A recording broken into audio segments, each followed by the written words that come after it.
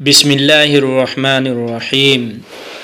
আল্লাহে কুৰাণ মজিদৰ সূৰা আল মুমিনৰ 115 নং আয়াতত কৈছে, তোমালোকে ধাৰণা কৰিছিলা নেকি আমি তোমালোকক অনৰ্থক সৃষ্টি কৰিছোঁ আৰু তোমালোক কেতিয়াও আমাৰ ওচৰলৈ প্ৰত্যাৱৰ্তিত হ'ব নালাগিব। মানুহৰ পাৰ্থিৱ জীৱন অতিকে খন্তেকীয়া, কেতিয়া শেষ হৈ যায় কোনেও ক'ব নোৱাৰে। এই জীৱন শেষ হোৱাৰ পিছত পুনৰ উত্থানৰ কথা নথকা হ'লে ভালেই আছিল। আমি ইচ্ছামতে যি মন যায় তাকে কৰিব পাৰিলোঁ হয়, যি মন যায় তাকে খালোঁ হয়।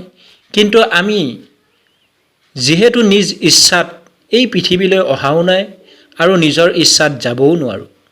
আল্লাহে আমাক পঠাইছে আৰু আল্লাহৰ হুকুম মতেই আমি পৃথিৱীৰ পৰা বিদায় ল'ব লাগিব। সেইকাৰণেই আল্লাহে কুৰাণ মজিদৰ সূৰা আল মুমিনত উক্ত কথা ফাঁকিৰ দ্বাৰা আমাক সকীয়াই দিছে। গতিকে এই পৃথিৱীত আমি সৰু ল'ৰা ছোৱালীৰ দৰে উদ্দেশ্যবিহীনভাৱে কাম কৰি গ'লে নহ'ব।